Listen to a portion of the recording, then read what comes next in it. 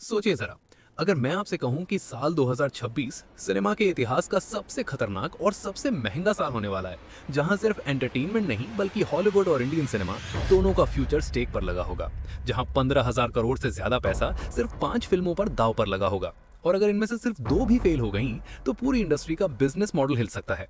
तो क्या आप इस बात को सीरियसली लेंगे या इसे बस एक और हाइप मानकर इग्नोर कर देंगे?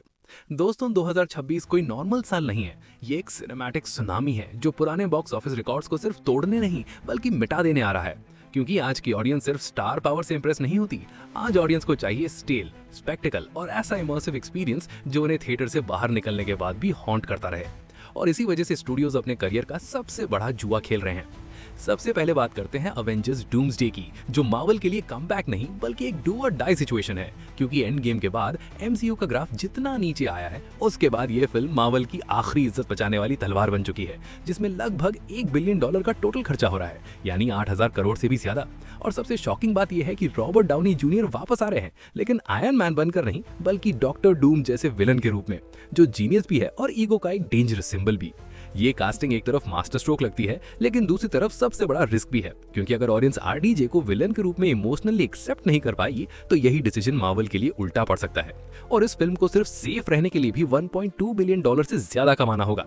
जबकि एक्सपेक्टेशंस ये हैं कि ये फिल्म $2.5 से $3 बिलियन तक जाए, वरना मार्वल ऑफिशियली नॉस्टैल्जिया ब्रांड बनकर रह जाएगा। अब बात करते हैं रामायणा की, जो 2026 की सबसे सेंसिटिव और सबसे एम्बिशियस इंडियन फिल्म है। क्योंकि ये सिर्फ 4,000 करोड़ का प्रोजेक्ट नहीं है, बल्कि भावनाओं, आस्था और कल्चरल आइडेंटिटी का टेस्ट भी है, जहां रणवीर कपूर लॉर्ड राम के रोल में, यश रावण के रूप में और सनी देओल हनुमान बनकर स्क्रीन पर उतरेंगे। और यहाँ एक छोटी सी क्रिएटिव गलती भी सोशल मीडिया पर आग लगा सकती है। रामायण अगर चल गई तो इंडियन सिनेमा ग्लोबल लेवल पर मार्वल और डिज्नी के बराबर खड़ा हो जाएगा, लेकिन अगर ऑडियंस का ट्रस्ट टूट गया तो बॉलीवुड सालों तक माइथोलॉजिकल सिनेमा को हाथ लगाने से भी डरेगा। इसलिए ये फिल्म सिर्फ बॉक्स ऑफिस नहीं बल्कि इंडियन सिनेमा के कैरेक्टर का एग्जाम है। अब एंट्री होती है क्रिस्टोफर नोलन की दी ओडिसी की, जो उनकी सबसे महंगी और सबसे पागल फिल्म मानी जा रही है, क्योंकि ये पूरी फिल्म IMAX 70mm कैमरास पर शूट की जा रही है, बिना हेवी CGI के, रियल लोकेशंस और प्रैक्टिकल इफेक्ट्स के साथ, जिसका बजट $250 मिलियन के आसपास है। और नोलन का ये ऑब्सेशन या तो सिनेमा हिस्ट्री की सबसे बड़ी आर्टिस्टिक ब्लॉकबस्टर बनेगा, या फिर ऑडियंस बोलेगी कि नोलन एक बार फिर दिमाग से ज्यादा खेल गए। इस फिल्म की कहानी ग्रीक हीरो ओडिसियस के स्ट्रगल पर बेस्ड है, लेकिन असली बैटल यहाँ ऑडियंस के पेशेंस की है, क्योंकि नोलन की फिल्मों में लॉजिक और कम्प्लेक्सिटी हमेशा एंटरटेनमेंट से एक कदम आगे होती है। और अगर ये फिल्म चल गई तो हॉलीवुड को एक नया बेंचमार्क मिल जाएगा कि बिना CGI के भी एपिक सिनेमा पॉसिबल है।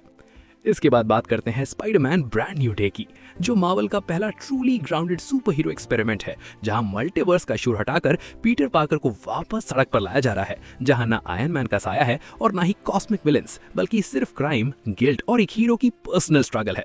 पनिशर और डेडेविल जैसे कैरेक्टर्स के साथ ये फिल्म एक ग्रिटी, डार्क और इमोशनल सुपर हीरो स्टोरी बनने वाली है, जिसका बजट कंपैरेटिवली कम है, लेकिन एक्सपेक्टेशंस इतनी ज्यादा हैं कि अगर ये फिल्म हिट हो गई तो सुपर हीरो सिनेमा का फॉर्मूला परमानेंटली बदल सकता है।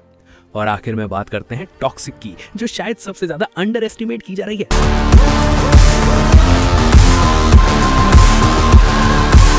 लेकिन सबसे ज्यादा डेंजरस गैम्बल भी है, क्योंकि यश इस फिल्म के साथ सिर्फ पैन इंडिया नहीं बल्कि ग्लोबल ऑडियंस को टारगेट कर रहे हैं। इंग्लिश और हिंदी लैंग्वेजेस में शूट हुई ये फिल्म 600 करोड़ के बजट पर बनी है, जिसमें हॉलीवुड के स्टंट डायरेक्टर्स और टेक्नीशियंस का यूज किया गया है। टॉक्सिक का सबसे बड़ा रिस्क इसका डार्क टोन और धुरंधर 2 के साथ क्लैश है, लेकिन अगर ये फिल्म चल गई तो इंडियन सिनेमा के लिए इंग्लिश फर्स्ट ग्लोबल फिल्म्स का एक नया दरवाजा खुल जाएगा। और अगर फेल हुई तो इंडस्ट्री बोलेगी कि इंडिया अभी इंटरनेशनल स्टोरी टेलिंग के लिए रेडी नहीं है। दोस्तों, 2026 सिर्फ फिल्मों का साल नहीं है, ये साल डिसाइड करेगा कि आने वाले 10 सालों का सिनेमा कैसे बनेगा। क्या सिर्फ बजट ही सब कुछ है, या फिर इनोवेशन और स्टोरी टेलिंग अभी भी किंग है? क्योंकि ये साल थिएटर ओनर्स के लिए त्योहार और फिल्म मेकर्स के लिए ट्रायल बाय फायर है। और एक बात तय है, 2026 सिनेमा का फ्यूचर है, जो टाइम से पहले आ रहा है।